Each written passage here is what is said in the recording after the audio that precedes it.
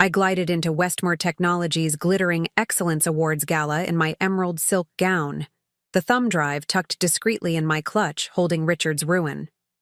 My husband of 15 years froze mid-laugh when he spotted me across the ballroom, his arm dropping from around his executive assistant's waist. The security guard, surprised, "Mrs. Westfield, we weren't expecting you," still echoed in my ears as I checked my watch.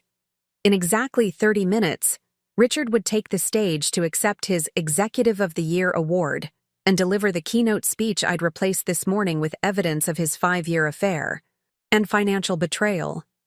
As he rushed toward me, panic replacing his practiced charm, I smiled serenely. "Eleanor," he hissed, "what are you doing here?"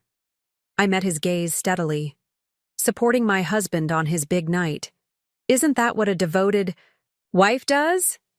I'd love to know which corner of the globe you're watching from.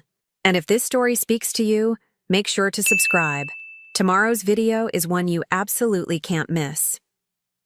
8 weeks earlier, I had been a different woman entirely. As the wife of Richard Westfield for 15 years, I'd built my identity around supporting his meteoric rise at Westmore Technologies. I'd hosted the dinner parties, maintained our social connections, managed our beautiful home in Oakwood Heights, and put my own career as a digital forensics specialist on hold when his demanding schedule required more support at home. That rainy Tuesday in April began like any other. I was organizing Richard's home office, a task he'd always appreciated, when his personal laptop chimed with an incoming email. Normally, I would never have looked, but the preview caught my eye. Condo closing, urgent. We weren't buying a condo. With 15 years of trust behind me, I clicked on the email. What followed was a cascade of discoveries that dismantled my entire reality in less than an hour. The email was from a real estate agent confirming the closing details for a luxury condo in Riverside Towers, one of the most exclusive addresses in the city. The correspondence mentioned both buyers and congratulated them on their new home. Attached were financial documents showing a down payment of $180,000, money withdrawn from our joint investment account 3 months earlier, which Richard had explained as a temporary transfer for a company acquisition deal. My hands trembling, I began searching through his files. Each discovery was another blow. Photos of Richard and Vanessa dating back 5 years, weekend getaways disguised as business trips, a separate email account containing thousands of intimate messages, financial statements showing regular transfers to accounts I'd never seen before. The most damning discovery came in a folder labeled New Life Plans. It contained divorce papers, already prepared but not yet filed, giving him primary ownership of most of our assets. A strategy document outlined how to minimize what I would receive in the settlement, and most shocking of all, a detailed timeline showing he'd been planning to leave me for at least 2 years, calculating the optimal time to ensure his position at Westmore was secure before making the split. I was still sitting there, surrounded by printed evidence, when Richard came home early, something he rarely did. "Eleanor?" His voice echoed through our vaulted entryway. "My presentation files aren't syncing to the cloud. I need to grab my backup drive." He froze in the doorway of his office, taking in the scene. His wife, surrounded by evidence of his betrayal, her face tear-streaked but eerily calm. "You weren't supposed to see that," he said finally. "Clearly," I replied, my voice sounding strange even to my own ears. "Which part? The affair? The condo? Or the plan to leave me with almost nothing after 15 years of marriage?" Richard straightened, his Italian silk tie, a Christmas gift from me, and something cold settled over his features. The mask of the devoted husband slipped away, revealing someone I didn't recognize. "This could have been civilized," he said, his tone almost bored. "But since we're here now, yes. Vanessa and I have been together for 5 years. The marriage hasn't been working for a long time, Eleanor. You must have felt it too." "What I felt was betrayed," I said. "Not just by the affair, but by the financial deception."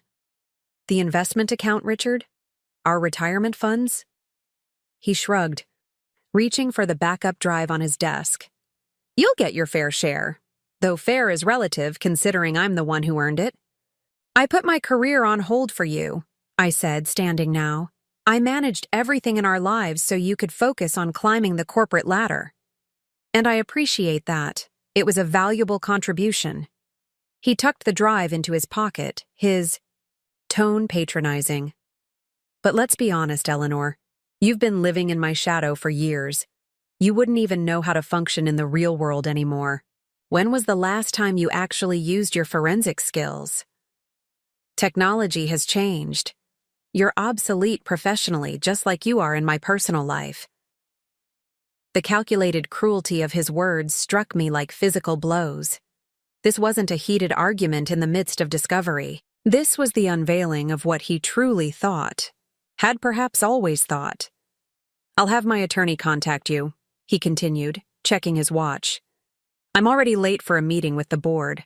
We're finalizing details for the Excellence Awards. Next month, I'm receiving Executive of the Year. He paused at the door. I'd appreciate it if you'd be out of the house by the weekend. Vanessa and I would like to start moving things before the condo closes. And with that, he was gone, leaving me standing in a life that no longer existed. That night, alone in our bedroom, I allowed myself exactly 3 hours of devastated crying. When the digital clock on our nightstand showed 2:01 a.m., I got up, washed my face, and made a decision. Richard was right about one thing. I had been living in his shadow. But he was catastrophically wrong about everything else. The next morning, I called Melissa Zhang, my former colleague from when I worked at CyberShield Forensics. Despite 5 years without professional contact, she answered on the second ring. Eleanor, this is unexpected. I need your advice, Mel, I said, and then I might need your help. 2 hours later, we sat in a quiet corner of Revive Cafe, far from Richard's usual haunts. I laid out everything, the affair, the financial deception, the planned divorce. Melissa listened without interruption, her expression growing increasingly concerned. When I finished, she leaned forward.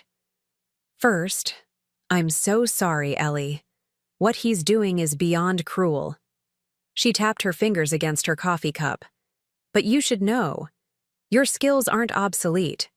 The fundamentals of digital forensics haven't changed.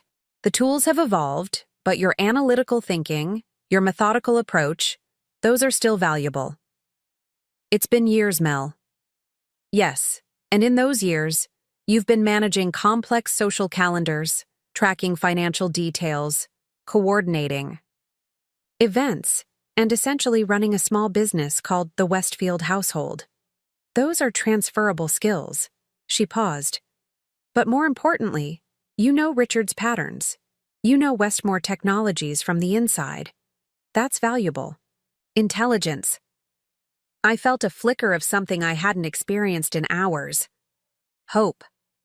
What would you do? I asked. Melissa's expression shifted from sympathetic to strategic. First, secure your own position. Copy everything, financial records, emails, photos, the planned divorce strategy. Store it in multiple secure locations. I nodded, already, making mental notes. Second, follow the money. $180,000 doesn't disappear without a trail. There might be other accounts, other assets. And third, a slow smile spread across Melissa's face. Third, we will update your skills. Rapidly. I'm heading a new cybersecurity division at Archer Solutions. We have state-of-the-art tools, and I happen to need someone with your attention to detail for a short-term project. It would be educational. A lot of love and effort went into bringing this story to life. If you're enjoying it, we'd be so grateful if you'd subscribe to our channel. Now, back to where we left off. For the first time since discovering Richard's betrayal, I felt something other than despair. It wasn't quite a plan yet, but it was the beginning of one. One more thing, Melissa added, her expression serious. Richard's timeline suggests he's waiting until after the Excellence Awards to file the divorce papers officially. That gives you about 7 weeks. Why wait? I asked. Corporate image, she replied immediately. The executive of the year shouldn't be in the middle of a messy divorce. It would tarnish the moment.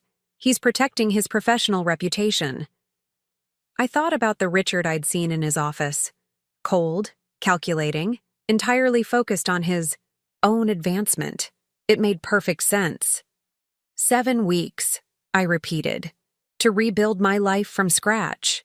Melissa reached across the table and squeezed my hand. No. 7 weeks to make sure he regrets ever underestimating you.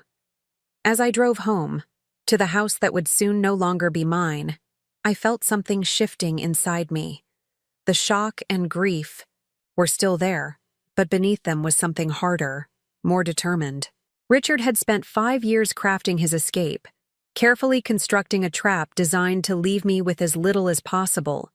He thought I was obsolete, helpless, unable to function in the real world.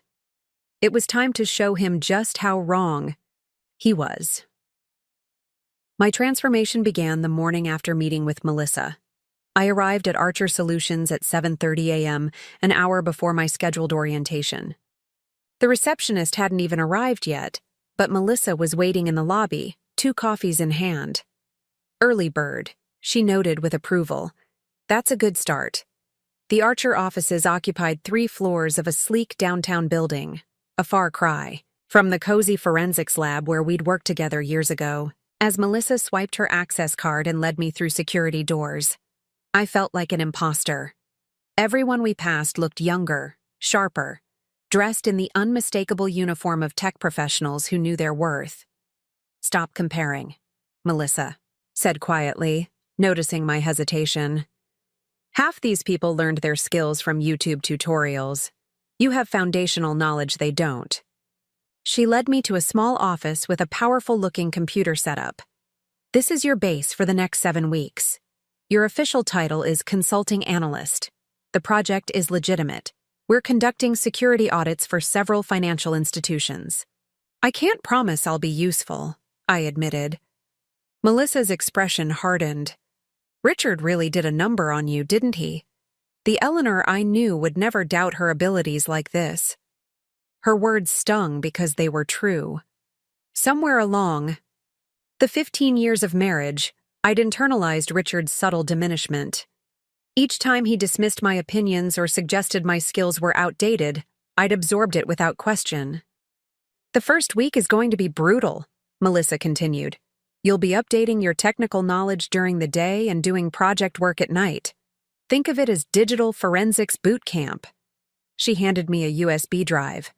This contains your learning curriculum and access credentials. Everything is legal, but the methods might be creative. That night, after 12 hours of intensive retraining, I returned to the house that would soon no longer be mine. Richard had called to inform me he'd be staying at a colleague's place for the week. We both knew which colleague. I booted up my new secure laptop and began the real work, tracing Richard's digital footprints. As a digital forensics specialist, I'd once specialized in recovering and analyzing electronic evidence. Those skills came back faster than I expected, muscle memory guiding my fingers through command sequences and data extraction protocols. First, I carefully cloned Richard's personal laptop during his absence. Years of marriage had given me access to most of his passwords, and his habit of using variations of his high school football jersey number made guessing the rest surprisingly easy. Methodically, I extracted every email, every document, every photograph, and every financial record. The evidence of the affair was extensive but ultimately irrelevant to my purpose. What mattered were the financial transactions.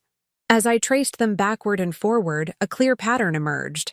Richard hadn't just withdrawn $180,000 for the condo.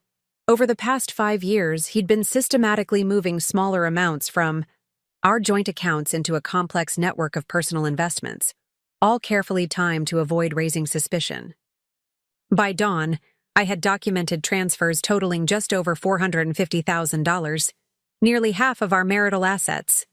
Money that, according to his divorce strategy document, he never intended for me to know about, let alone claim. I slept for 3 hours, then returned to Archer for my second day of training. By the end of the first week, several things had changed. I'd moved out of the house and into a modest but secure apartment paid for in cash through a temporary sublease. I'd quietly opened new bank accounts and credit cards in my name only.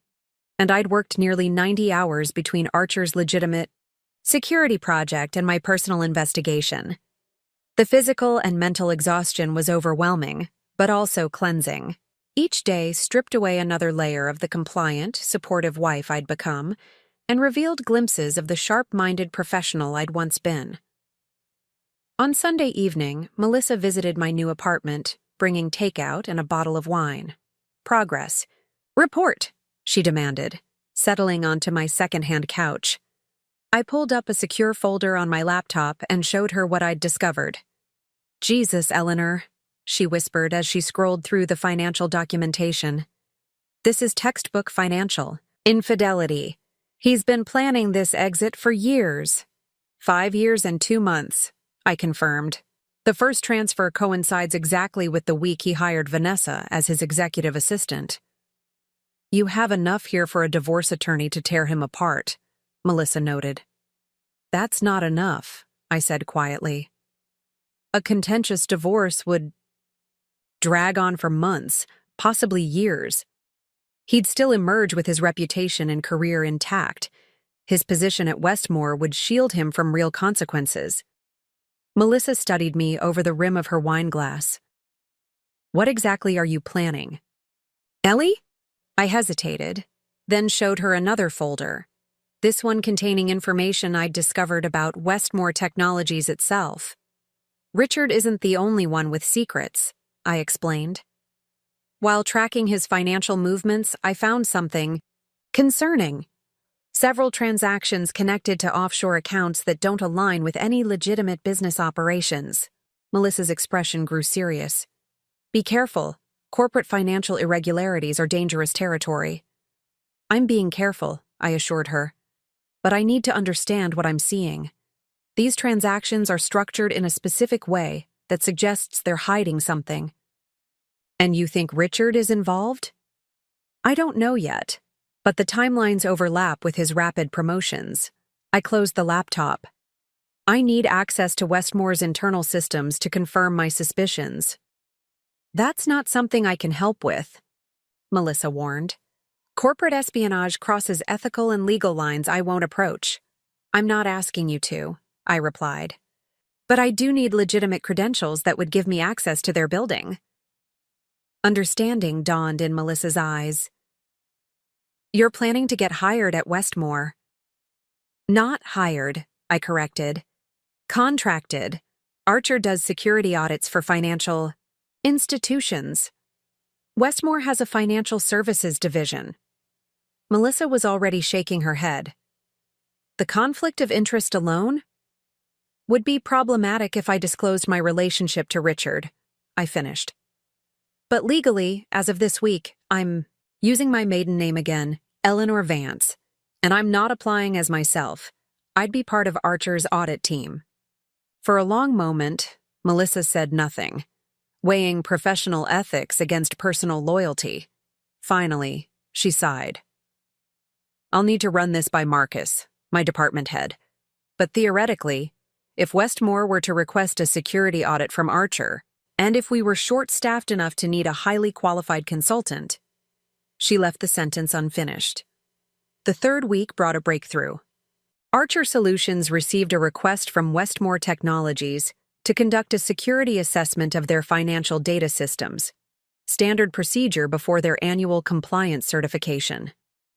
Melissa, as department lead, selected her team carefully. I was listed as E. Vance, Forensic Analysis Specialist. My credentials would give me limited but legitimate access to Westmore's systems for exactly 16 business days. It would be enough. Richard and I communicated solely through terse text messages during this period. He believed I was staying with my sister in Philadelphia, licking my wounds and consulting divorce attorneys. In reality, I was working 18-hour days, dividing my time between Archer's legitimate security projects and my increasingly complex investigation. The pieces were falling into place, but I still needed one critical element: concrete proof that connected Richard directly to the financial irregularities I'd discovered. Without it, my revenge would be incomplete. He might lose some money in the divorce once his hidden assets were exposed, but his career and reputation would remain intact. On the night before my first day at Westmore, I sat in my sparse apartment, sifting through thousands of financial records. It was nearly 2 a.m. when I found it. The thread that, when pulled, would unravel everything. Richard's signature on authorization forms for transactions that shouldn't exist. His employee ID linked to system access logs during times specific transfers were executed. His encryption keys were used to secure communications about the questionable accounts. I leaned back in my chair, exhaustion momentarily forgotten. This wasn't just financial infidelity against a spouse. This was potentially corporate malfeasance that shareholders, the board, and possibly federal regulators would find deeply concerning. The question remained: how to use this information for maximum impact. A quiet report to Westmore's compliance department might trigger an internal investigation, but those were easily buried. An anonymous tip to regulators could take months to develop into action. No, this required something more immediate. Something public. Something that would strip away Richard's carefully constructed facade in front of the witnesses who mattered most to him. As dawn broke over the city, I formulated my plan. In 3 weeks, Westmore would hold its annual Excellence Awards, Gala, the company's most prestigious event, attended by everyone who was anyone in the corporate hierarchy. Richard would be receiving the Executive of the Year award, the culmination of his ambitious career climb. It would be the perfect stage for his downfall. All I needed now was irrefutable evidence and access to the right systems at precisely the right time. I had 16 days at Westmore to make it happen. My phone chimed with a text from Melissa. "Team meeting at 8, ready for your first day at Westmore?" I replied with a simple thumbs-up emoji. But inside, a calm certainty had replaced the hurt and confusion of recent weeks. Richard had spent 5 years planning to discard me. I would spend the next 16 days ensuring he regretted that decision for much longer. Walking into Westmore Technologies as E. Vance, security consultant from Archer Solutions, rather than Eleanor Westfield, wife of the chief marketing officer, was a surreal experience. The same glass and steel lobby I'd visited dozens of times for company functions now represented something entirely different: a battlefield. The security guard at reception barely glanced at my consultant badge, issuing me a temporary access card with the bored efficiency of someone who processed dozens of visitors daily. He didn't recognize me with my newly darkened hair, minimal makeup, and functional business attire, a stark contrast to the carefully styled corporate wife who occasionally dropped by to meet Richard for lunch. "Archer team is meeting in conference. Room D, 6th floor," he informed me, already looking past me to the next person in line. I felt a momentary pang at how easily my identity had been erased. For 15 years, this had been Richard's world, and I had been merely an accessory, visible only in relation to him, forgettable on my own. The elevator doors opened on the 6th floor, revealing a space I'd never accessed during my visits. The executive floors I was familiar with featured artwork, plush carpeting, and corner offices with sweeping views. This level housed rows of workstations, harried-looking analysts, and the background hum of a corporate machine at work. Melissa was already in conference room D with 2 other Archer colleagues: Damon, a network security specialist with a perpetual 5 o'clock shadow, and Lynn, a young woman whose expertise in financial systems analysis had earned her a reputation as a rising star. "Team, this is Eve Vance," Melissa introduced me with practiced formality. "She'll be handling the forensic analysis portion of our audit. Eleanor, these are the Westmore liaisons." I turned to find 3 Westmore employees watching me with the wary expression of people who viewed security audits as a necessary inconvenience. I didn't recognize any of them, which was fortunate. "James Ritter, Information Security," said a man with thinning hair and tired eyes. "Alicia Navarro, Compliance," offered a sharp-featured woman in her 40s. "Ben Winters, Financial Systems," completed a younger man with an anxious demeanor. We exchanged handshakes, and I carefully modulated my voice into a slightly lower register than I typically used in social settings. "Looking forward to working with you all." The meeting proceeded with a review of the audit scope, systems access requirements, and reporting protocols. I kept my contributions technical and concise, establishing myself as competent but unremarkable. "We'll need administrator credentials for the transaction logging systems," Melissa was saying, "particularly for international transfers and executive approvals." Ben Winters shifted uncomfortably. "That's restricted access. I'll need to get approval from upstairs." "It's within the scope document signed by your CFO," Melissa replied evenly. "Page 3, Section 2. As they negotiated access parameters, I studied the room carefully. Like most modern conference rooms, it featured multiple cameras for video conferencing. I noted their positions along with the badge readers, network ports, and other security features. Knowledge that would prove useful in the coming days. By mid-morning, we had established our temporary workstation in a small office near the Financial Systems Department. Damon immediately began mapping Westmore's network architecture, while Lynn set up connections to their financial databases. My assigned role was to analyze transaction logs for unauthorized access patterns, perfectly aligned with my actual goals. "Remember," Melissa murmured as we set up our equipment, "we're here to perform a legitimate security audit. Everything we document needs to stand up to scrutiny." I nodded, understanding her unspoken warning. My personal investigation had to remain separate from Archer's official work. Any evidence I gathered for my own purposes would need to come through meticulously documented, legally defensible methods. The first 3 days passed in a blur of technical work. I maintained my professional persona flawlessly, speaking only when necessary, and focusing intensely on my assigned tasks. The Westmore employees gradually relaxed around our team, viewing us as competent professionals rather than threatening outsiders. On the 4th day, fate handed me an unexpected opportunity. "The YI executive floor is requesting an audit of their secure document system," James Ritter announced during our morning check-in. "Apparently, some board materials were accessible to non-approved personnel last month.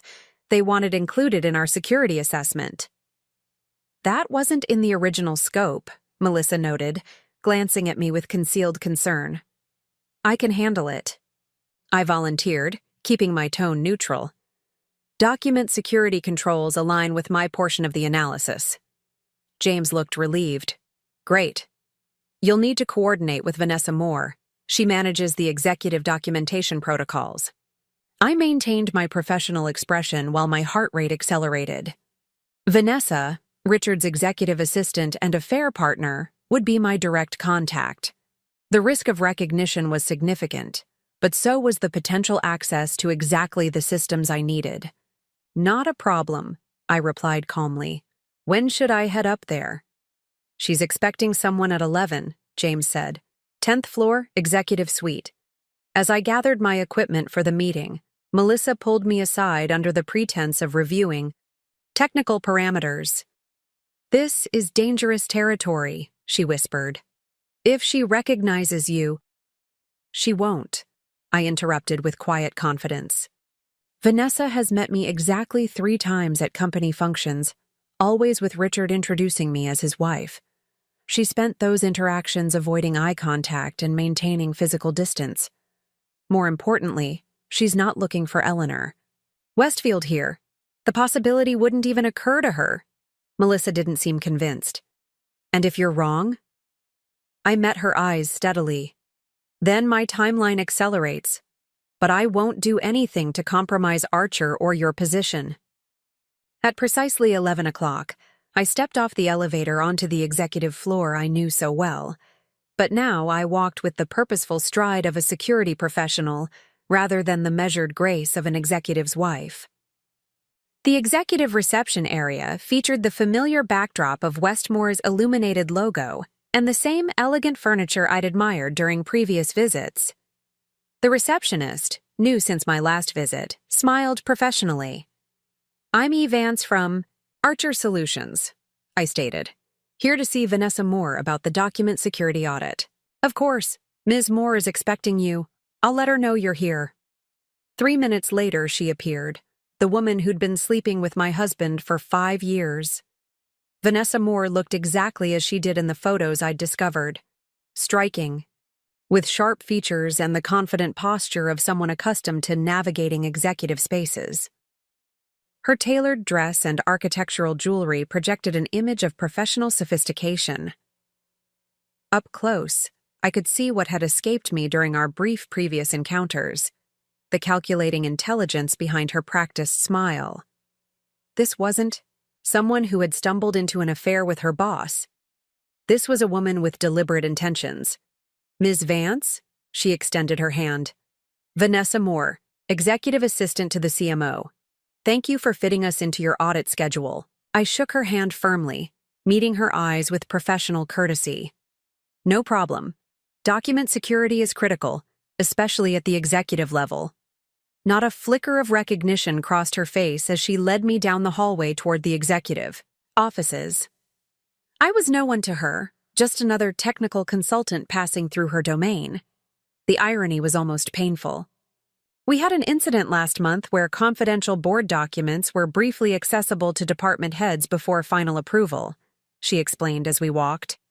"Mr. Westfield is particularly concerned about system vulnerabilities ahead of the quarterly reports and the upcoming Excellence Awards." "Understandable," I replied, careful to maintain my slightly lowered voice and professional demeanor. "I'll need to see the document management system and access logs to identify the potential security gaps." She led me to a small conference room adjacent to the executive offices and logged into a workstation. "This has the same access permissions as the executive document management system. Will this work for your assessment?" "Perfect," I replied, setting up my equipment. "I'll need a few hours to run a complete analysis. Should I coordinate with you or someone else when I've completed this portion?" "You can report directly to me," she said, handing me her business card. "I manage all information flow to Mr. Westfield. Sure you do," I thought, but kept my expression professionally neutral. "Excellent. I'll try not to disrupt your operations more than necessary." As she turned to leave, she paused at the door. "Your team comes highly recommended. Mr. Westfield is particularly concerned about information security right now, with several sensitive projects in development." The mention of Richard in this context, from her lips, tested my composure. I forced myself to nod professionally.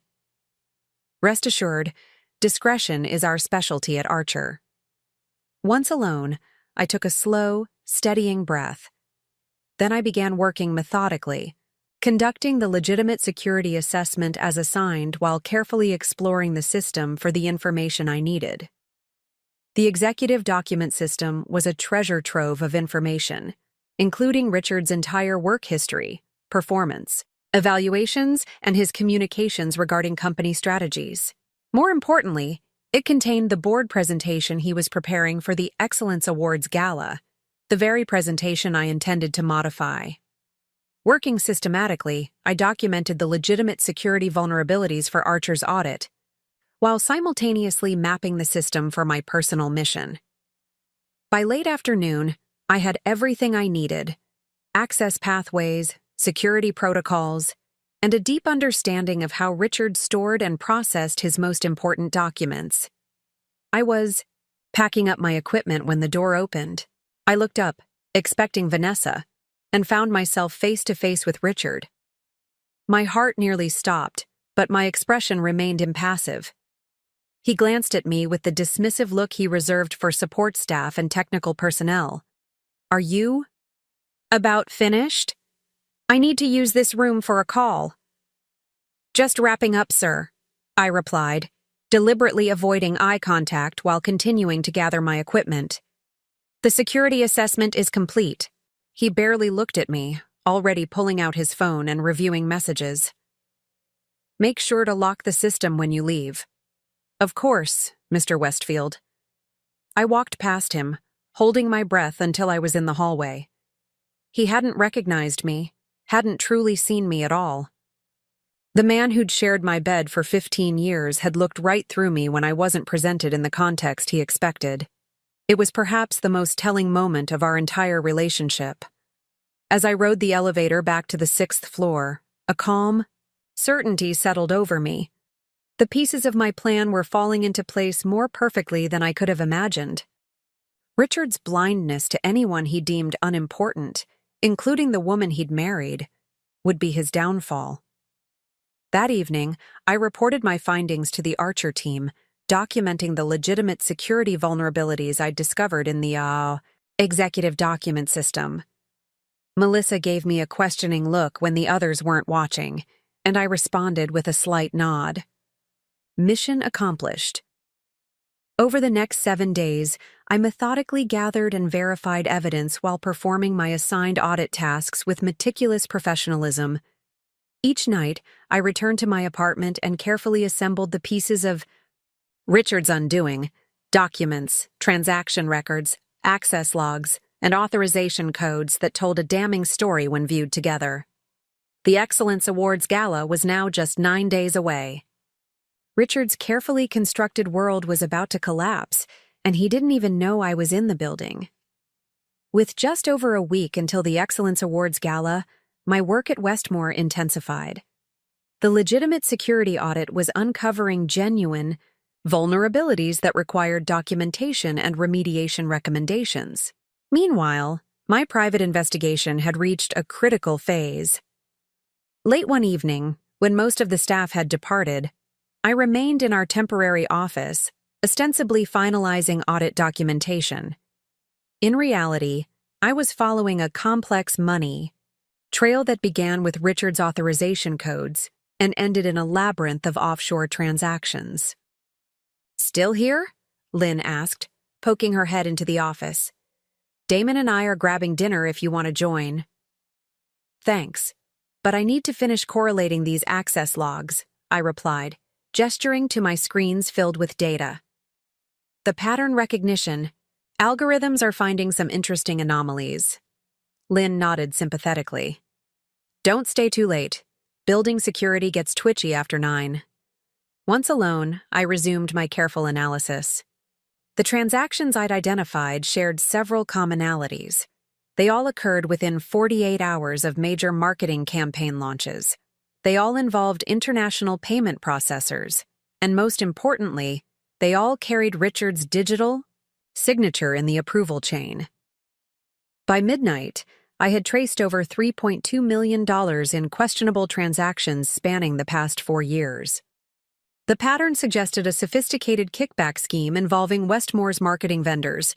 Richard would award contracts to specific companies at inflated rates, and portions of those inflated payments would be redirected through shell companies, before ending up in accounts connected to Richard's personal financial network. It was elegant in its complexity and devastating in its implications. If exposed, it would destroy not just Richard's career, but potentially lead to criminal charges.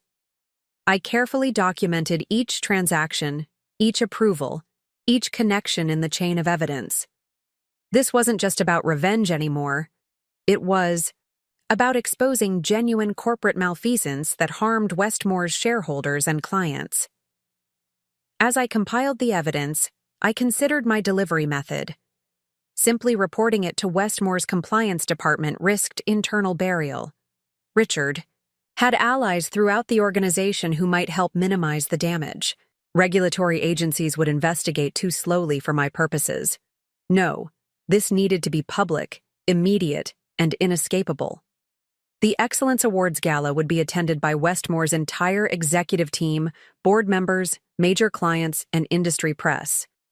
Richard's keynote speech, stored on the company's presentation server and scheduled to display on massive screens throughout the ballroom, presented the perfect vehicle. The next morning, I shared my legitimate findings with the Archer team, carefully separating my official work from my private investigation. The executive document system has several concerning vulnerabilities, I explained during our team meeting, primarily in the presentation management subsystem that handles the material for company events. Melissa glanced at me sharply but maintained her professional demeanor. What specifically are you seeing? Authorization credentials aren't properly segregated from content management functions, I replied, entirely truthfully.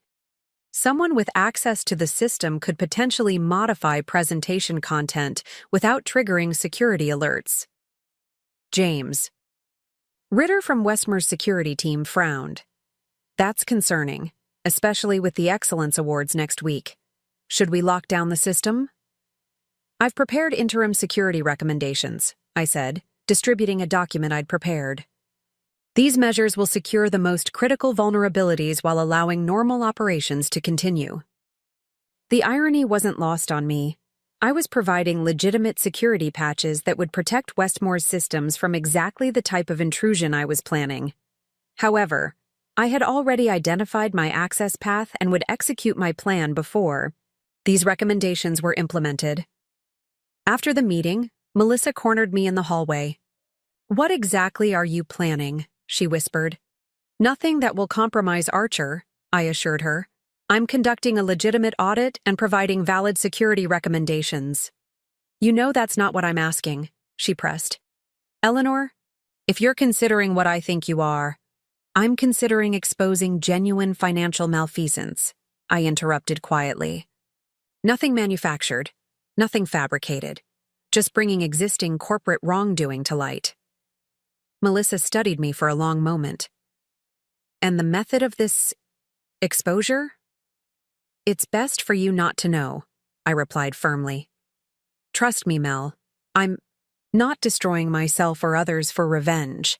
I'm simply ensuring accountability happens publicly rather than being buried in confidential settlements." She didn't seem entirely convinced, but nodded reluctantly. "Be careful, and keep Archer out of it." "Absolutely," I promised. That afternoon, I received an unexpected opportunity when Ben Winters, the Nervous Financial Systems liaison, requested my assistance with a security protocol issue. "We're getting unusual error messages in the payment reconciliation system," he explained, leading me to his department. "Since you're already analyzing our security layers, I thought you might spot what we're missing." The payment reconciliation system was exactly where I needed deeper access to complete my evidence collection. I followed Ben to his department, maintaining my professional demeanor while internally celebrating this stroke of luck. For the next 3 hours, I worked alongside Ben, legitimately troubleshooting the security issues while discreetly gathering the final pieces of evidence I needed. By the end of the session, I had access logs showing exactly who had authorized the questionable transactions and when they had occurred. "I think we've isolated the problem," I told Ben, pointing to a genuine configuration issue in their security protocols. "This authentication conflict is causing the error messages. I'll include the fix in our recommendations." Ben's relief was palpable. "Thanks for the help. You really know your stuff." If only Richard shared that assessment, I thought, but simply nodded professionally. Just doing my job. That evening in my apartment, I compiled the complete evidence: package, transaction records, authorization logs, communication records, and the complex money trail that led from Westmore's marketing budget to Richard's hidden financial network. The documentation was meticulous, irrefutable, and devastating. Now I needed to create the presentation that would replace Richard's carefully crafted keynote. I worked through the night, designing a presentation that mirrored Westmore's corporate template but replaced Richard's self-congratulatory content with a detailed exposure of his financial schemes. Each slide was clear, factual, and supported by documented evidence. No emotional language, no accusations of personal betrayal, just the cold, hard facts of his corporate malfeasance. The final slide contained the information on his hidden marital assets and the planned divorce strategy, the personal betrayal that had started this journey, but would now merely serve as the closing note to a much larger exposition of Richard's character. By dawn, the presentation was complete, simple, professional, and utterly damning. I had 6 days remaining before the Excellence Awards Gala. 6 days to execute the final stage of my plan. The next morning, I arrived at Westmore to find the office buzzing with pre-gala energy. Employees whispered about seating arrangements and award recipients. Marketing staff rushed through the hallways with sample materials and event schedules. "Big week," Damon commented as our Archer team assembled for our daily meeting. "Everyone's distracted by the upcoming party, which actually works in our favor for the audit," Melissa noted. "Systems are often most vulnerable during times of organizational distraction." She wasn't wrong, though not in the way she intended. The pre-event chaos provided perfect cover for my activities, as attention was focused on preparations rather than security monitoring. That afternoon, I requested access to test the executive presentation system as part of our security assessment. James Ritter approved without hesitation, concerned about the vulnerabilities I'd identified earlier. "Better safe than sorry," he agreed. "The last thing we need is technical problems during the awards ceremony." I was escorted to the audiovisual control room where the presentation system was managed. The technician, eager to demonstrate their capabilities, showed me exactly how the system operated and the scheduled content for the gala. "Mr. Westfield's keynote is already loaded," the technician explained, bringing up Richard's presentation on the control screen. "We ran a technical check yesterday. 28 slides, embedded video in the middle, closing with the new marketing campaign reveal." "Very impressive," I murmured, studying the system interface while mentally mapping my access strategy. "And this system connects directly to the ballroom displays?" "Yep. 3 massive screens, plus the table monitors at each VIP seating area," he said proudly. "Everything runs through this central control server, with backup systems if anything goes wrong." I noted the backup protocols carefully. My plan would need to address those as well. "I'll need some time to run security diagnostics on the system," I explained.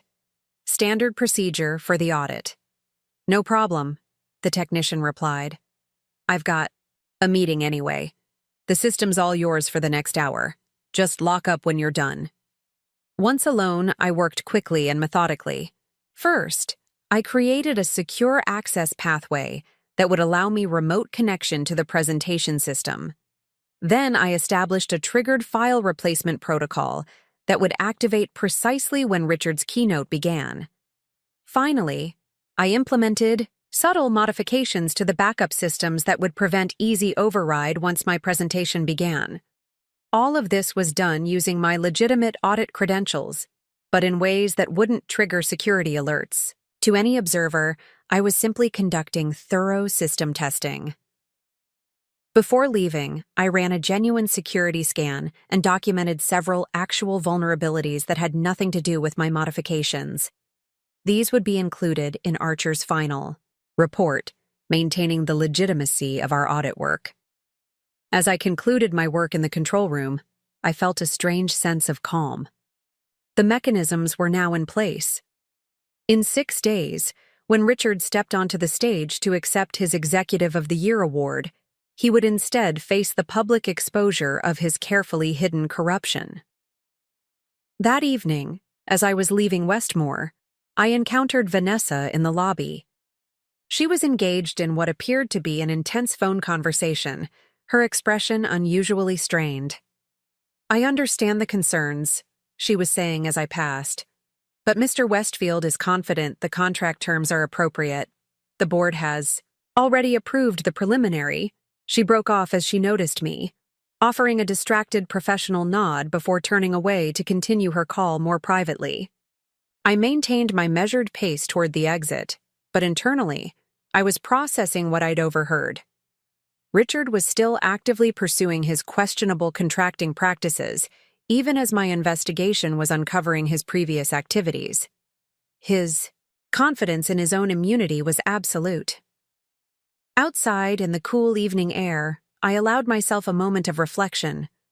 The path from devastated wife to calculated whistleblower had been transformative. I was no longer driven by the pain of personal betrayal, but by a clarity of purpose that transcended emotional reaction. Richard had tried to discard me as irrelevant to his life and career. In 6 days, he would learn just how consequential I could be. The last days before the Excellence Awards Gala unfolded with meticulous precision. Archer's legitimate security audit was concluding, with our team finalizing recommendations and preparing our official report. My private mission was also reaching its culmination, with all technical elements in place for Richard's public exposure. 3 days before the gala, I received an unexpected message from Richard, the first direct communication we'd had in weeks. The text was characteristically dismissive. Eleanor, need you to sign time-sensitive paperwork. The courier will deliver to your sister's address tomorrow. Sign where indicated and return immediately. Property division must be finalized before the end of quarter for tax purposes. I stared at the message, noting how perfectly it encapsulated our relationship. No greeting, no acknowledgement of the emotional magnitude of dissolving a 15-year marriage. Just administrative instructions delivered with the expectation of immediate compliance. The reference to my sister's address confirmed that Richard had no idea of my actual whereabouts or activities. He still believed I was licking my wounds in Philadelphia, not methodically dismantling his career from within his own company. I replied with deliberate vagueness, "We'll review when it arrives." His response came instantly. "Don't review, just sign. Everything is standard." Standard for whom? I wondered. For the husband who had hidden assets and planned his exit for years? Or for the wife who was supposed to accept whatever scraps were offered? I didn't respond, which prompted another text an hour later. "This needs to be wrapped up before the Excellence Awards. Time sensitive." Of course it was. Richard wouldn't want the messy business of divorce hanging over his moment of professional triumph. He needed everything neat and settled before he accepted his award, with Vanessa proudly watching from the audience. The courier arrived at my sister's house the following morning. Kate, who had been my steadfast ally throughout this ordeal, called me immediately. "There's a package here from Richard's lawyer," she said. "Do you want me to open it?" "Please," I replied, putting her on speaker as I continued working on final audit documentation at Westmore. I heard the sound of an envelope being torn open, followed by Kate's low whistle. "This is comprehensive," she said carefully.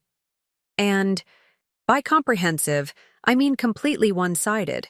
Property settlement, financial division, even a confidentiality clause preventing you from discussing the circumstances of the marriage dissolution with anyone. "What's the split?" I asked, already knowing the answer. "He keeps the house, his retirement accounts, his stock options, and apparently something called individually managed investment vehicles. You get your personal belongings, your car, and a cash settlement of $120,000. I almost laughed at the audacity. That cash settlement represents less than 10% of our marital assets, even excluding the hidden accounts I've uncovered. There's a cover letter saying this is generous given the circumstances and urging prompt signature to facilitate an amicable resolution," Kate continued, her voice tight with controlled anger. "What do you want me to do with this?" "Take pictures of every page and send them to me," I instructed. "Then put everything back in the envelope. I'll handle it." The document was exactly what I'd expected, a continuation of Richard's systematic financial manipulation, now formalized into legal paperwork. It would serve as the perfect closing evidence in my presentation. 2 days before the gala, Archer's audit team held our final meeting with Westmore's security department. We presented our findings, including the vulnerabilities I'd legitimately discovered in their systems. "We've identified several areas requiring immediate attention," Melissa explained, leading the briefing. Vance will detail the executive presentation system vulnerabilities, which are particularly time-sensitive given your upcoming event. I outlined the genuine security issues, recommending specific measures to address them. Measures that would take effect after the gala, conveniently. James Ritter took detailed notes, nodding seriously. We'll implement these recommendations immediately following the Excellence Awards, he promised. The system is locked now in preparation for the event, but we'll address these vulnerabilities in the next update cycle. Exactly as I had anticipated, the presentation system was now frozen for the event, with no further security modifications permitted until after the gala. My alterations were safely in place, undetectable until they activated during Richard's keynote. As the meeting concluded, Melissa addressed the Westmore team. It's been a pleasure working with you all. Archer will deliver our complete written report next week, but please reach out if you have any questions before then. We exchanged professional handshakes and parted ways. Our official business concluded. My access credentials would remain active until the end of the day, sufficient time for my final preparations.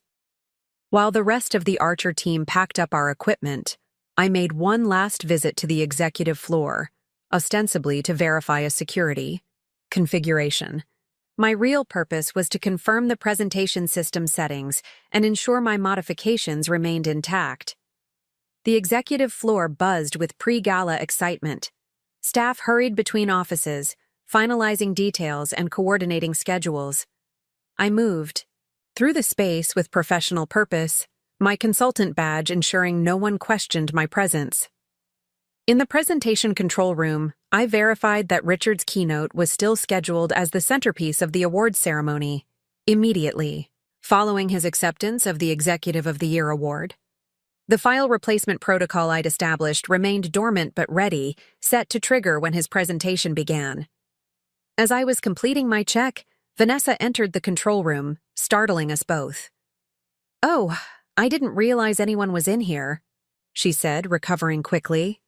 "Are you finishing up the security assessment?" "Just verifying some final configurations," I replied calmly, closing my diagnostic screens. "Everything looks ready for the big event." She nodded, her expression reflecting the strain of event planning. "Mr. Westfield wants to do one final rehearsal of his keynote tomorrow morning. The presentation system will be available?" "Absolutely," I confirmed. "The system is fully operational. His files are loaded and ready. The files she knew about, at least." "Perfect," she said, then hesitated slightly. "You've been very thorough with this security audit. I appreciate your attention to detail."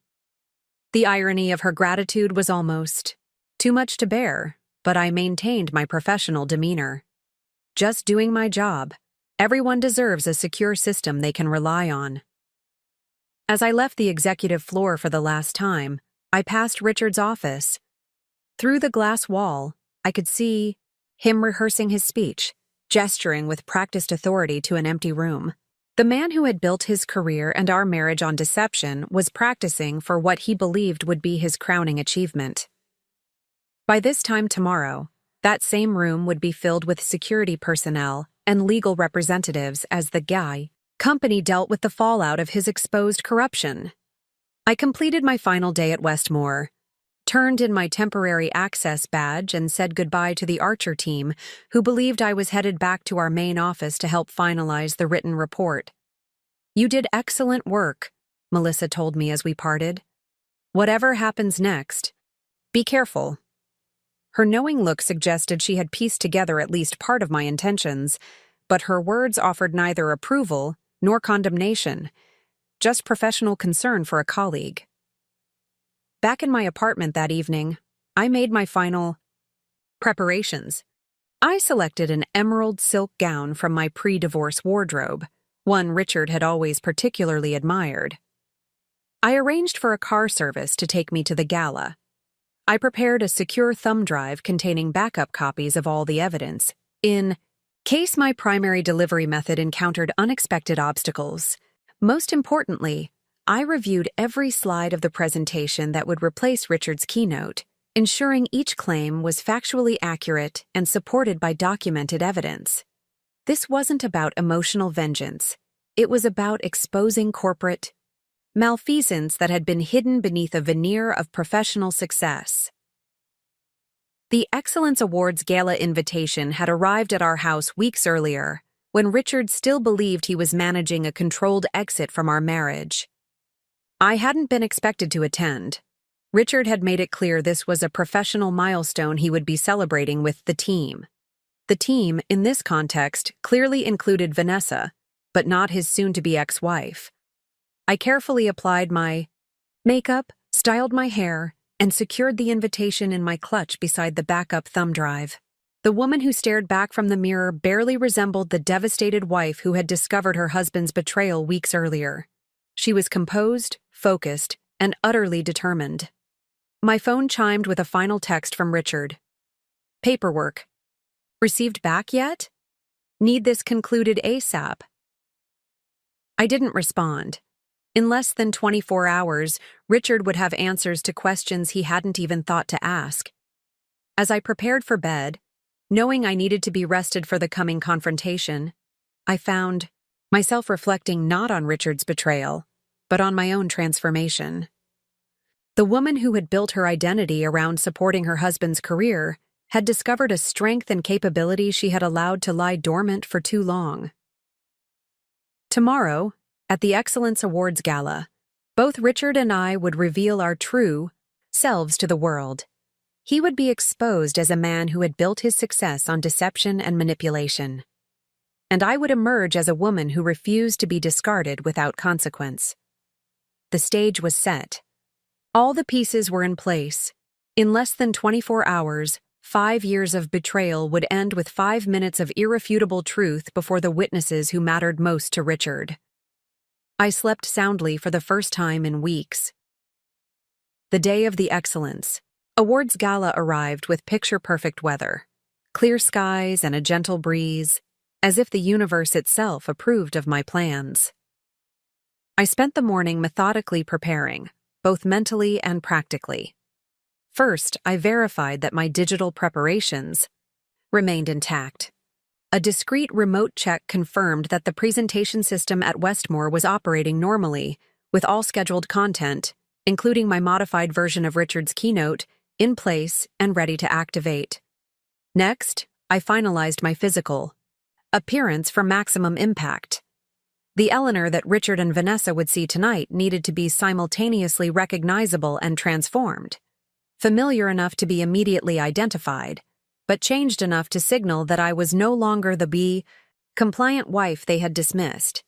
I styled my hair differently than I had during my marriage, sleeker, more assertive. My makeup was impeccable but slightly bolder than the subtle palette Richard had always preferred. The emerald silk gown I'd selected was one he'd seen before, but I'd had it subtly altered to fit my now slimmer frame, the weeks of stress and focused work having reshaped my body along with my outlook. The final touch was jewelry, not the pieces Richard had given me over the years, but my grandmother's vintage diamond earrings and pendant. Family heirlooms that predated my marriage and symbolized a lineage of strong women who had endured their own challenges. As evening approached, I received a text from Melissa. Whatever happens tonight, remember you have options and allies afterward, her. Message was carefully worded to avoid explicit acknowledgement of my plans while offering support. I appreciated the gesture but knew this was a confrontation I needed to face alone. The car service arrived precisely at 7:15 p.m. As we drove toward the Astor Hotel, I felt an unexpected calm settle over me. There was no anxiety, no second-guessing, just a clear-eyed determination to see this through to its conclusion. We pulled up to the hotel's grand entrance at 7:40 p.m. According to the program, cocktails and mingling would be underway, with dinner scheduled for 8:30 p.m. and the awards ceremony to follow at 9:45 p.m. Richard's keynote, the centerpiece of the evening, would begin at approximately 10:15 p.m. The timing was perfect. I would arrive during the most socially active portion of the evening, when Richard would be circulating among executives and board members, basking in pre-award congratulations. His spotting me in that environment would create maximum disorientation, without allowing him sufficient time to intervene in my plans. The grand ballroom of the Astor Hotel glittered with crystal chandeliers and the shimmer of evening gowns. Westmore Technology's annual Excellence Awards Gala was the crown jewel of the corporate social calendar, and tonight, every executive, board member, and rising star was in attendance. I adjusted my emerald silk gown, feeling the weight of the thumb drive tucked discreetly in my clutch. After 15 years of marriage to Westmore's chief marketing officer, I knew exactly how these events unfolded. The practice speeches, the hollow congratulations, the strategic networking. But tonight would be different. As I approached the entrance, the security guard consulted his tablet. "Name, please?" "Eleanor Westfield," I replied, savoring the way his eyes widened slightly. "Mrs. Westfield, we weren't expecting— welcome. Mr. Westfield is already inside." I smiled. "I'm sure he is." The ballroom doors opened, revealing a sea of familiar faces. And there, at the center of an admiring circle, stood Richard, my husband, his arm casually draped around his executive assistant, Vanessa Moore. I checked my watch. In exactly 30 minutes, Richard would take the stage to accept his Executive of the Year award and deliver the keynote speech he'd been perfecting for weeks. The speech was stored on his company laptop. The speech I'd replaced this morning with something quite different. Richard's eyes met mine across the room, and I watched as shock, confusion, and then panic flashed across his face. He hadn't expected me here, not after serving me with divorce papers just 3 days ago. Certainly not after changing the locks on our home while I was visiting my mother. What he didn't know was that I'd spent the last month preparing for this moment, gathering evidence, building alliances, securing my future. The MC's voice echoed through the ballroom.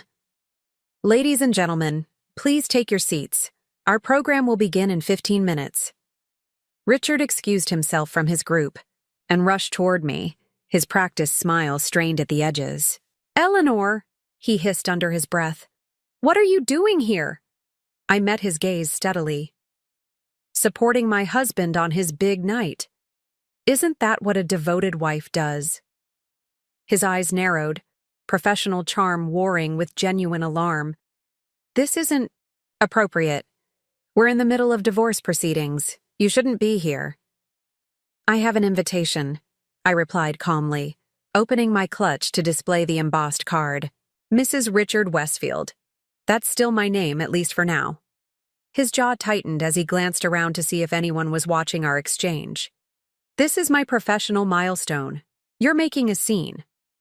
"I'm merely attending an event to which I was invited," I countered. "If anyone's creating awkwardness, it's the man who brought both his wife and his mistress to the same function." Color flooded his face. "You need to leave. Now."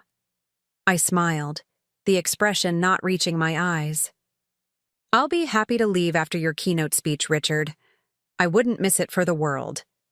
Before he could respond, Samuel Donovan, Westmore's CEO, approached with an outstretched hand. "Eleanor, what a wonderful surprise. We've missed you. At company events lately." Richard's expression froze in a rictus of professional pleasantry as I warmly greeted his boss. "Samuel, lovely to see you. I wouldn't miss Richard's big night for anything." Samuel beamed, oblivious to the tension. "That's what I like to see. Supportive spouses. My Judith has been my rock through every career advancement." He clapped Richard on the shoulder. "You're a lucky man, Westfield." "Incredibly fortunate," Richard managed, his voice tight. As Samuel moved on to greet other guests, Richard gripped my elbow, steering me toward a quieter corner of the ballroom. "Whatever you're planning, stop it now," he warned, his voice low and urgent. "This is my career we're talking about." "Yes, your career," I agreed. "Built on deception, both personal and professional. Did you really think there would be no consequences? Alarm flickered in his eyes. What are you talking about? Let's just say I've been productive while you've been busy with Vanessa in the new condo, I replied. Very productive. Before he could interrogate me further, the announcement came for guests to take their seats for dinner. Richard glanced toward the head table where Vanessa was already seated, clearly visible as she'd saved a place beside her. This conversation isn't over, he warned, then strode away, already recalibrating his evening plans to manage the unexpected complication of my presence. I made my way to a table near the back, where I'd been hastily accommodated according to the seating chart. My table companions were mid-level managers and their spouses, none of whom I knew well. They seemed mildly surprised to see me but were polite in their greetings. Throughout dinner, I felt Richard's gaze repeatedly landing on me from the head table. I ate calmly, engaged in pleasant conversation with my table mates, and gave no outward sign of the anticipation building within me. Vanessa, I noticed, was studiously avoiding looking in my direction while maintaining animated conversation with the board members seated nearby. Her hand occasionally touched Richard's arm in a gesture of intimate support that would have been devastating to me just weeks ago. Now it merely confirmed the righteousness of what I was about to do. As dessert was served, I observed Richard excuse himself from the head table and make his way to the audio-visual control booth at the back of the ballroom. No doubt he was checking his presentation one final time before his moment in the spotlight. I smiled slightly, knowing that what he was viewing was exactly what he expected to see. The substitution would not occur until the actual presentation began. He returned to his seat looking marginally more relaxed, crisis apparently averted in his mind. At 9:45 p.m. precisely, Samuel Donovan took the stage to begin the awards portion of the evening. Minor recognitions came first: sales achievements, innovation awards, team excellence acknowledgments. With each passing minute, we drew closer to the main event. Finally, at 10:10 p.m., Samuel's voice took on a more ceremonial tone. And now, ladies and gentlemen, we come to our highest honor of the evening. The Executive of the Year Award recognizes exceptional leadership, strategic vision, and outstanding contribution to Westmore's continued success. Richard straightened in his chair, adjusting his tie and bestowing a practiced, humble smile on those seated near him. This year's recipient has driven record-breaking marketing success, spearheaded our international expansion, and exemplified the values that make Westmore an industry leader. Please join me in congratulating our Chief Marketing Officer, Richard C. Westfield! Applause erupted as Richard rose and made his way to the stage, shaking hands and accepting congratulations as he went. He embraced Samuel, accepted the crystal trophy with appropriate gravitas, and stepped to the podium. Thank you, Samuel, and thank you to the Westmore Board for this tremendous honor, he began, his voice resonant with practiced sincerity. Success is never an individual achievement, and tonight I want to acknowledge the incredible team that has made this possible. He continued with expected acknowledgments: his department heads, key team members, supportive board directors. I noticed he made no mention of his wife, focusing instead on those who have been closest to my professional journey this past year, with a warm glance toward Vanessa. And now, he concluded the acceptance portion, I'd like to share some thoughts on the future of marketing in our industry and Westmore's unique position to lead that transformation. This was it, the moment of transition from acceptance speech to keynote presentation. The moment when control would shift from Richard to me. As Richard turned slightly to gesture toward the main screen, I saw his practiced smile falter momentarily as the display behind him flickered and changed. Instead of his title slide with Westmore's logo and Marketing in the Age of Authenticity, emblazoned across a dynamic background, a simple white screen appeared with the stark title, Financial Manipulation and Corporate Fraud, the Richard Westfield Method. Richard froze, staring at the screen in confusion. A murmur rippled through the audience. There seems to be a technical... Richard began, but the presentation advanced to the next slide automatically. This one showed a timeline of financial transactions, each bearing Richard's authorization code, each connected to offshore accounts that should never have been linked to Westmore's marketing operations. Richard spun to stare at the screen, genuine shock replacing his professional composure. He gestured urgently toward the AV booth, but the technicians were equally confused, frantically working their controls to no effect. The presentation continued inexorably, each slide revealing another layer of Richard's financial malfeasance. Transaction records, authorization codes, email communications discussing special arrangements with vendors. The evidence was methodical, comprehensive, and utterly damning. The ballroom had fallen completely silent, hundreds of eyes fixed on the unfolding exposition of corruption. Board members leaned forward, expressions shifting from confusion to concern to alarm. Samuel Donovan's face had gone rigid with shock. Richard lunged for the podium microphone. There's been some kind of security breach. This is not my presentation. Please. But the system advanced to the next slide, cutting off his desperate explanation.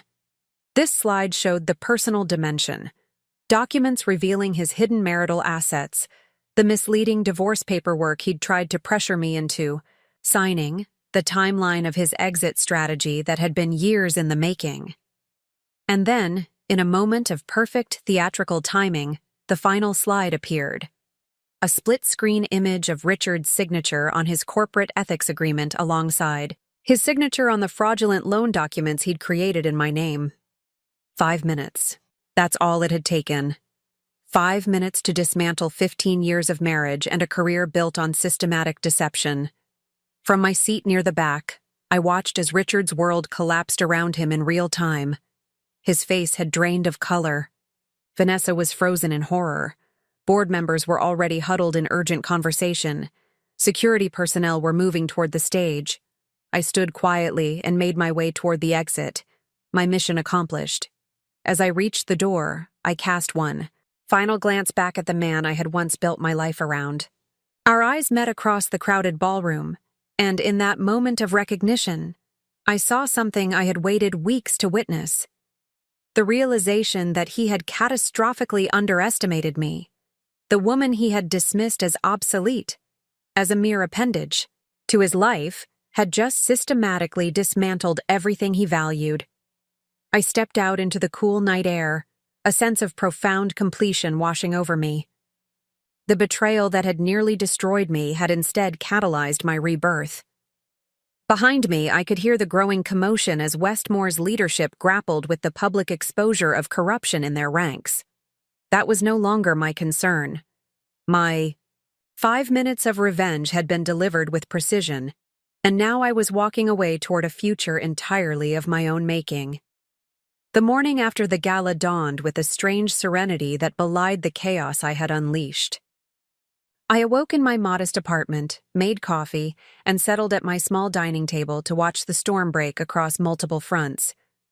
It didn't take long.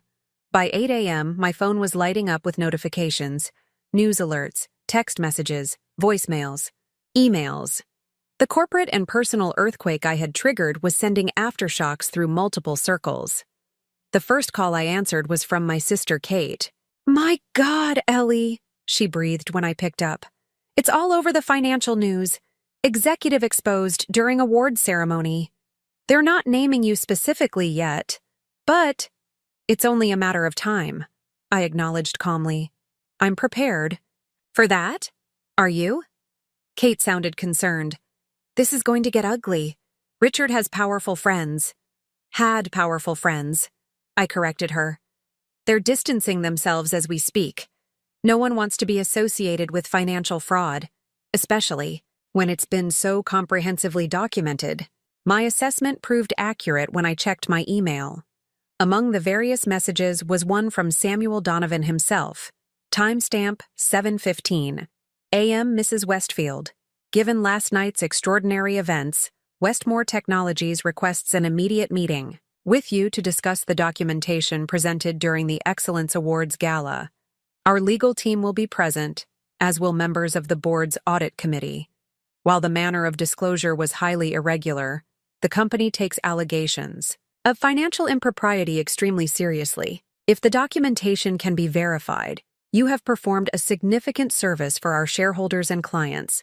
Please contact my office to arrange this meeting at your earliest convenience. Samuel Donovan, CEO, Westmore Technologies. The careful neutrality of his language was telling. Neither condemnation nor gratitude, just corporate pragmatism in the face of potential scandal. The acknowledgement that I had possibly performed a significant service suggested they had already begun. Verifying my evidence and finding it credible, I decided to let him wait for a response. The power dynamics had shifted, and I intended to maintain my newfound leverage. The second email of significance came from Melissa at Archer Solutions. Eleanor, I assume last night went according to your plan, given what's appearing in industry news. Archer has already received inquiries about our recent security audit at Westmore. I've confirmed we conducted a legitimate assessment and delivered appropriate recommendations. To be clear, you acted as an individual, not as an Archer representative, in whatever occurred after our professional engagement concluded. That said, if you need a professional reference for your actual audit work, which was excellent, I'm available. Take care of yourself. Things will be turbulent for a while. Melissa. Her careful distancing of Archer from my actions was expected and appropriate. I had been meticulous about separating my legitimate work from my personal mission, ensuring that neither Melissa nor her company would be implicated in my exposé. As I scrolled through other notifications, a breaking news alert appeared on my phone. Westmore Technologies announce leave of absence for Chief Marketing Officer following Gala incident. So it had begun. The corporate damage control was underway, starting with Richard's effective suspension. I expected a formal termination would follow once they had completed their internal investigation and verified the evidence I had presented. The most interesting message came shortly before noon, a text from Vanessa. I don't know how you did it, but you've destroyed him. The board has suspended him pending investigation. Security escorted him from the building this morning. He's been calling me nonstop, but I can't be associated with this. You've ruined everything. I considered responding, but decided against it. Vanessa's message revealed more about her character than perhaps she intended. Her concern was not that Richard had committed fraud or betrayed his marriage vows, but that their carefully constructed plans had collapsed. She wasn't leaving him because he was corrupt. She was leaving because he was caught. By early afternoon, I had prepared myself for the inevitable legal complexities to come. I contacted Claire Bennett, a formidable attorney I had researched weeks earlier in anticipation of this moment. Her specialty was complex divorce cases involving financial misconduct, and her reputation for tenacity was exactly what I needed. Her assistant arranged a meeting for 3 p.m. that same day. I arrived at her downtown office with a comprehensive file containing all my evidence, both of Richard's financial misconduct at Westmore and his systematic hiding of marital assets. Claire reviewed the materials with methodical precision, her expression revealing nothing until she had examined the entire package. "This is remarkably thorough," she said finally, looking up at me with new respect. "Most clients come to me with suspicions. You've brought me a complete case with documented evidence." "I was a forensic analyst before I became Richard's wife," I explained. "Those skills never really disappeared, they just went dormant." She nodded appreciatively. "Well, they've served you exceptionally well. The corporate fraud aspects will certainly complicate the divorce proceedings, but largely in your favor. Once Westmore verifies your evidence, which I suspect they're doing right now, Richard's position becomes untenable on multiple fronts." "What should I expect next?" I asked. "A barrage," she replied candidly. "Richard's attorney will contact you with threats of defamation lawsuits, demands for retraction, possibly even criminal allegations of corporate espionage. All of this will be posturing designed to pressure you into a quiet settlement." "And your recommendation?" Stand firm, Claire said without hesitation. The evidence you've gathered changes everything. Instead of fighting for a fair division of known marital assets, we're now exposing hidden assets and linking them to possible criminal conduct. His priority will shift from winning to damage control very quickly. As Claire predicted, Richard's attorney reached out that evening with a blistering email threatening legal action for defamation, invasion of privacy, and corporate espionage.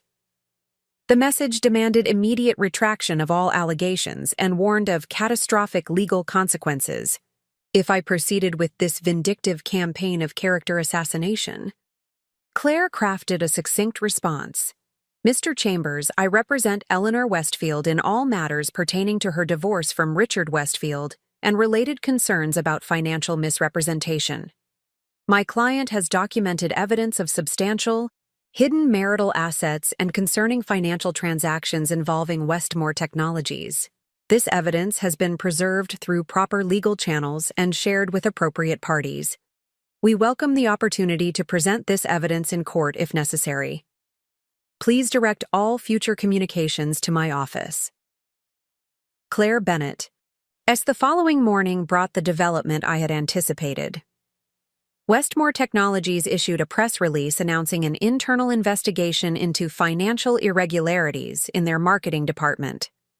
Richard's temporary leave was upgraded to suspended pending investigation, and the company disclosed that they had engaged an independent forensic accounting firm to review the transactions I had exposed.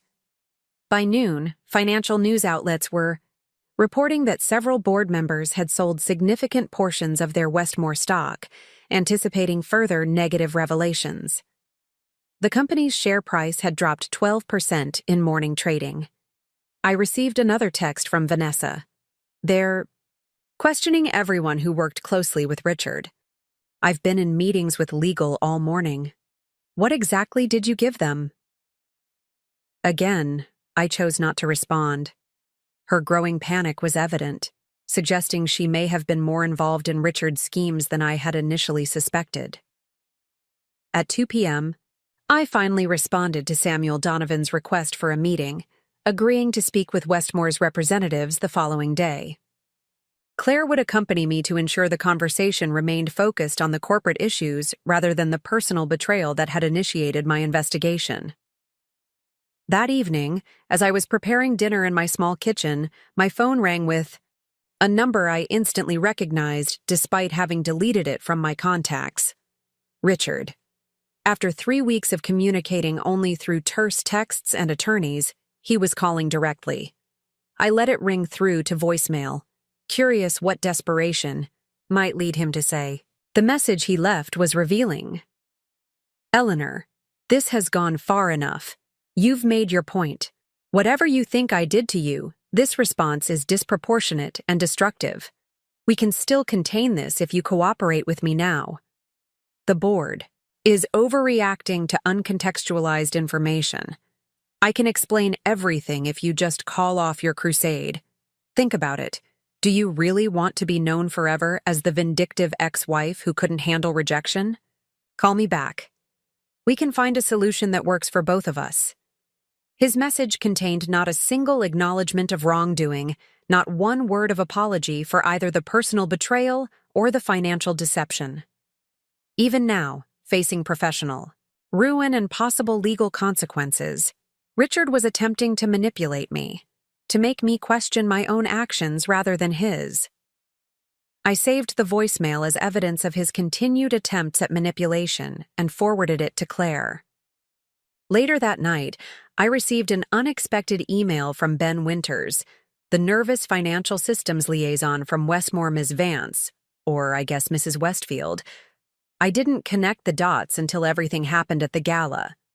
I want you to know that some of us suspected something wasn't right with those marketing vendor arrangements, but nobody wanted to challenge Mr. Westfield directly. You did what many of us didn't have the courage to do. The independent auditors are finding even more irregularities than what you presented. I've been helping them navigate our systems. It's worse than anyone realized. Thank you for bringing this to light. Ben Winters. His message was the first unambiguous affirmation I had received, acknowledging not just the accuracy of my evidence, but the positive impact of my actions. It helped solidify my resolve for the difficult conversations to come. The following day, Claire and I met with Westmore's representatives in a conference room at her law firm, neutral territory that subtly established we were negotiating as equals, not as a company confronting a transgressor. Samuel Donovan was present, along with Westmore's chief legal officer, Patricia Winters, and 2 members of the board's audit committee. They brought with them an external forensic accountant whose grave expression suggested he had already verified key portions of my evidence. "Mrs. Westfield," Samuel began, his tone carefully balanced between corporate formality and reluctant respect. "I want to be clear that while we take issue with the method of disclosure, the substance of what you revealed appears to be accurate and deeply concerning to Westmore." Claire nodded. "My client chose a direct approach after discovering the extent of the financial irregularities. Given Mr. Westfield's position and influence within the company, conventional whistleblower channels presented significant risks of suppression." Patricia Winters, the CLO, leaned forward. "We need to understand exactly how you obtained this information. Mrs. Westfield, some of the documents presented would not normally be accessible to someone in your position." "My position," I replied calmly, "was that of a digital forensics specialist conducting a legitimate security audit of Westmore's systems through Archer Solutions. Every document I accessed was available to me through properly granted credentials during that professional engagement." This wasn't entirely accurate. I had used those legitimate credentials in ways that exceeded my assigned scope, but it was defensible enough to make them hesitate. The external accountant cleared his throat. "The transactions you identified are just the surface. We've already uncovered a more extensive pattern going back nearly 6 years. The vendor kickback scheme was sophisticated and would have been difficult to detect without knowing precisely where to look." Samuel looked troubled. "Which raises the question of how you knew where to look, Mrs. Westfield." Claire intervened, smoothly. "My client's background in forensic analysis, combined with her unique insights into Mr. Westfield's patterns of behavior, led her investigation. More importantly, the question isn't how she found it, but whether what she found is accurate." "Would you agree that it is?" The accountant nodded reluctantly. "The core financial improprieties appear to be substantiated by our preliminary review." The meeting continued for nearly 3 hours, with Westmore's representatives attempting to understand the full scope of Richard's misconduct while simultaneously assessing their legal exposure. I provided detailed explanations of the evidence I had gathered, carefully omitting any mention of methods that might cause complications for Archer Solutions. By the conclusion, it was clear that Westmore was primarily concerned with damage control, rather than pursuing any action against me. Samuel took me aside as the meeting broke up. "This is an unprecedented situation," he said quietly. "But I want you to know that the board recognizes you've ultimately done the company a service, despite the unconventional approach." "I wasn't thinking about doing Westmore a service," I replied honestly. "I was focused on exposing the truth about a man who had built a career on deception." Samuel studied me for a moment. "Well, you've certainly accomplished that. Richard's employment has been formally terminated as of this morning. The board has also voted to engage outside counsel to pursue recovery of misappropriated funds." Claire and I left the meeting. I felt a curious mixture of vindication and detachment. The corporate consequences were unfolding exactly as I had anticipated, but they seemed almost secondary now, necessary justice rather than the primary goal. That evening, news of Richard's termination broke publicly. Financial outlets reported that Westmore Technologies had dismissed its chief marketing officer following serious allegations of financial impropriety revealed during the company's annual awards event. My name wasn't mentioned, but industry insiders would easily connect the dots. I was preparing for bed when my phone chimed with an email notification from an address I didn't recognize. The subject line read simply, "I underestimated you. It was from Richard, writing from a personal account I hadn't seen before. Eleanor, you've won. I've lost everything. My position, my reputation, possibly my freedom if the board pursues criminal charges. I never thought you capable of this level of calculated destruction. The quiet, supportive wife I married couldn't have orchestrated what you did at the gala. Perhaps that's the point you were making. I dismissed you as inconsequential to my plans, and you proved me catastrophically wrong. If that was your goal, congratulations. This doesn't have to continue toward mutual destruction. I'm prepared to offer a settlement that acknowledges all marital assets, including those you discovered. In return, I ask that you refrain from further public action that would completely eliminate any chance of me rebuilding some semblance of a career elsewhere. Consider this carefully. You've had your revenge. Is there value in pursuing total annihilation?" I forwarded the email to Claire without reply. His attempt to frame my actions as vindictive revenge rather than justified exposure of wrongdoing was predictable. More telling was his immediate pivot to negotiation, once he realized his position was untenable. A calculating pragmatism that had likely served him well in business, but revealed the fundamental transactional nature of his character. The days that followed brought a cascade of developments. Vanessa announced her resignation from Westmore, effective immediately. Several of Richard's closest colleagues in the marketing department were placed on administrative leave pending investigation. The financial press began publishing detailed analyses of the Westmore marketing scandal, with some reports suggesting the fraud might extend beyond what had been initially disclosed. Through it all, I maintained my silence publicly, engaging only through Claire with the necessary legal proceedings. The divorce case had transformed entirely, with Richard's attorney now seeking a swift settlement rather than the protracted battle they had initially threatened. Claire called on the 5th, day after the gala, with news. "They've presented a comprehensive settlement offer," she reported, sounding quietly satisfied. "Full disclosure of all assets, including the offshore accounts we didn't know about until now.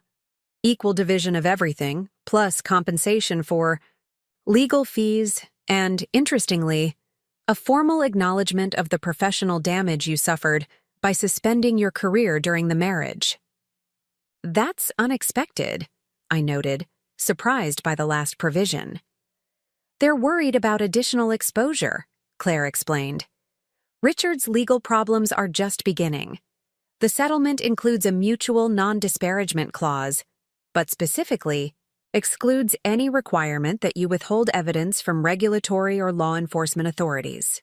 So I would be free to cooperate with any official investigation?" "Yes. He's not asking you to obstruct justice. Even he isn't that bold under the circumstances. He's merely hoping to avoid additional public revelations while he deals with the existing fallout." I considered the offer carefully. "What's your assessment?" "It's substantially better than what we could have achieved through normal litigation," Claire admitted. "The threat of continued public exposure has eliminated his willingness to fight. From a purely financial perspective, it's an excellent outcome."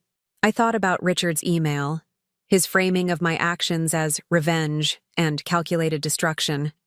There was a certain irony in his inability to recognize that I had simply applied the same methodical approach to uncovering truth that had once made me a successful forensic analyst. The skills he had dismissed as obsolete had proven to be his undoing. "I'll accept the settlement," I decided. Not because I'm finished with revenge, as he puts it, but because the truth is already doing its work without further action from me. 1 week after the gala, I received a call from Melissa at Archer Solutions. "I thought you should know," she said without preamble. "We've been engaged by Westmore's board to conduct a comprehensive security and financial systems audit. Apparently, they were impressed by how thoroughly our previous assessment identified vulnerabilities." I caught the amusement in her voice. "That's quite an opportunity for Archer." "Indeed, And they specifically requested that E. Vance be included on the project team if she's available for contract work. They were very impressed with her attention to detail. The offer was tempting, a chance to formally complete what I had begun, under cover of my alternate identity. But I had already decided on a different path forward. "Please thank them for the vote of confidence," I replied, "but E. Vance is moving on to new opportunities." Melissa's voice softened. "I thought you might say that. For what it's worth, Eleanor, what you did took extraordinary courage and skill. If you ever decide to return to forensic work professionally, Archer would be privileged to have you." That afternoon, I signed the final divorce settlement. Without the contentious litigation Richard had initially planned, the process was completed in record time, accelerated by his desperate desire to resolve at least one aspect of his collapsing life. As I left my attorney's office, a notification appeared on my phone, a news alert reporting that federal regulators had opened a formal investigation into financial irregularities at Westmore Technologies, specifically focusing on contract awards in the marketing department over the past 6 years. The wheels of justice were turning without any further intervention from me. The 5 minutes of truth I had delivered at the gala had set in motion consequences that would continue to unfold for months or even years to come. That evening, as I sat in my small apartment reviewing opportunities for the next chapter of my life, I found myself reflecting not on Richard's betrayal, but on my own transformation. The woman who had subordinated her identity to support her husband's ambitions had rediscovered her own strength, capability, and purpose. The betrayal that was meant to discard me as irrelevant had instead catalyzed a profound reclamation of self. In trying to render me powerless, Richard had inadvertently forced me to remember just how powerful I could be. My phone chimed with a text from Kate. "Saw the settlement news? Dinner to celebrate tomorrow? You're officially free." Free. The word resonated more deeply than I had expected. Free not just from a deceptive marriage, but from the constrained version of myself I had gradually become within it. "Absolutely," I replied. "I have some ideas about next steps I want to run by you." Those next steps were already taking shape. In my mind, not a return to corporate forensics, but something that would use those same skills to help others who had been victims of financial deception. The clarity and purpose I had discovered through my own ordeal could be channeled into something constructive and meaningful. Richard's 5-year affair had ended with my 5-minute revenge at his company gala. But the story that would define the rest of my life was just beginning.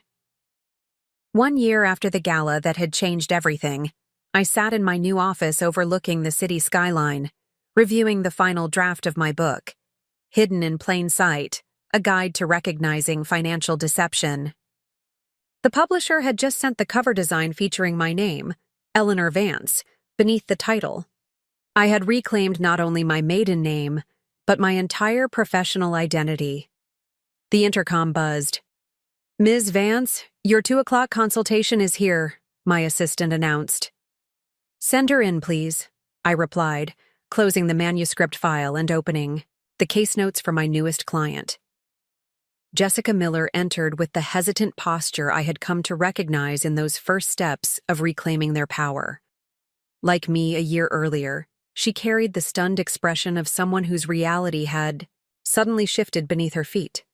"Thank you for seeing me," she said, settling into the chair across from my desk. "My attorney said you specialize in situations like mine." I nodded, giving her the space and respect I had once desperately needed. Claire mentioned the basics. 15-year marriage, husband controls the finances, sudden request for divorce with an immediate settlement offer that doesn't add up. Jessica's eyes widened slightly. "Yes. He insists we only have the house equity and his 401k, but he's been in investment banking for 20 years. Something doesn't feel right." "Trust that instinct," I affirmed. "In the majority of cases I handle, when something doesn't feel right about financial disclosures, it's because they're incomplete at best, fraudulent at worst." As we discussed her situation, I found myself reflecting on how completely my life had transformed. The financial forensics group I had founded 6 months after my divorce had quickly established itself as the premier resource for individuals facing complex financial deception in divorce, partnership dissolutions, and estate disputes. What had begun as my personal journey toward justice had evolved into a thriving practice that helped others navigate similar terrain. After walking Jessica through our investigation process and arranging follow-up appointments, I escorted her to the reception area where my team of 5 financial analysts, all specialists in different aspects of asset investigation, were working diligently on active cases. "How did the Broderick meeting go?" asked Diane, my operations director and the first person I had hired when the demand for our services outgrew my solo practice. "Very promising," I replied. "They want to partner on a workshop series for divorce. Attorneys on recognizing digital evidence of hidden assets." My phone chimed with a news alert, something I had once configured to track developments in Richard's case, but now maintained for industry updates relevant to our work. This particular notification, however, was indeed about Richard. Former Westmore executive released from prison after serving 14 months of sentence. I glanced at it briefly, feeling a curious detachment. Richard's journey through the legal system, his indictment, plea agreement, sentencing, and now release, had become increasingly irrelevant to my life. The 5 minutes of exposure at the eye. Gala had set consequences in motion that had unfolded exactly as justice required, without any further intervention from me. Later that evening, as I prepared for dinner with Michael, the architectural engineer I had been dating for the past 4 months, I received an unexpected email. The sender was Vanessa Moore. "Eleanor, you don't owe me your time or attention, but I hope you'll read this. With Richard's release today, I felt compelled to reach out. I didn't fully understand what he had done to you until it all came crashing down. The financial deception, the calculated exit strategy, it was all so much worse than I knew. Or perhaps I chose not to know. I'm not seeking forgiveness, just offering acknowledgement that what you did at the gala wasn't revenge. It was justice, and perhaps thanking you. Your actions ultimately freed me from a relationship built on the same dishonesty that characterized his marriage to you. I'm in Phoenix now, starting over. Ironically, I've become vigilant about financial transparency in all my relationships. A lesson learned the hard way. I hope you found peace and purpose in the aftermath." Vanessa I sat with the email for several minutes, appreciating its unexpected honesty. I had long ago released the anger I'd felt toward Vanessa, recognizing that while her choices were her responsibility, Richard had been the architect of the deception that had ensnared us both. I crafted a brief, genuine response. "Vanessa, thank you for your message. You're right that the gala wasn't about revenge. It was about truth finally having its moment after years of calculated deception. I have indeed found peace and purpose, building something meaningful from what was meant to break me. I hope your fresh start in Phoenix brings you the authenticity and clarity you're seeking." Eleanor, as I sent the message, I realized how completely I had transcended the identity of the betrayed wife. That chapter had closed, leaving me not diminished, but expanded by its challenges. The woman Richard had dismissed as obsolete had not only rebuilt her life, but was now helping others reclaim theirs. My sister Kate arrived to pick me up for dinner, greeting me with her characteristic exuberance. "Ready for your big night, Michael?" Sounded nervous when he called to confirm reservations. "I think someone might have a significant question to ask," she teased as we headed to the elevator. I smiled, appreciating her enthusiasm but feeling none of the desperate validation-seeking that had characterized my younger self. "If he does, I'll consider it thoughtfully, but my happiness doesn't depend on that outcome anymore." Kate squeezed my arm affectionately. "That's exactly why you deserve every good thing coming your way. You built this new life on your own terms." As we drove through the city toward the restaurant, I found myself reflecting on the extraordinary journey of the past year. Richard's betrayal had been meant to discard me as irrelevant, a convenient disposal of someone who no longer served his narrative. Instead, it had become the catalyst for my most authentic self to emerge. The 5-year affair that was meant to diminish me had ended with 5 minutes of truth that had ultimately liberated me, not just from a deceptive marriage, but from the constraints I had placed on my own potential while trying to fit into someone else's story. The woman who had once measured her worth through her husband's approval now measured it through the lives she helped transform, the business she had built, and the authentic connections she had formed, with clients, colleagues, friends, and perhaps with Michael, whose integrity and transparency had earned my carefully considered trust.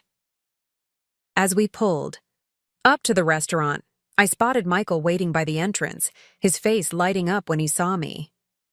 Whatever the evening might hold, proposal or simply shared companionship, I was meeting it as my complete self. Eleanor Vance, a woman who had transformed betrayal into purpose and reclaimed not just her financial security, but her entire sense of identity. The truest revenge I had discovered wasn't exposing Richard at the gala. It was the life I had created in the aftermath, a life so full and purposeful that he had become merely a footnote in my story rather than its defining chapter. Looking for more? We've got 2 amazing stories ready for you right on screen. If this one touched you, these are absolutely worth your time. Click to watch them now. And hey, subscribe and hit that bell to never miss our latest uploads.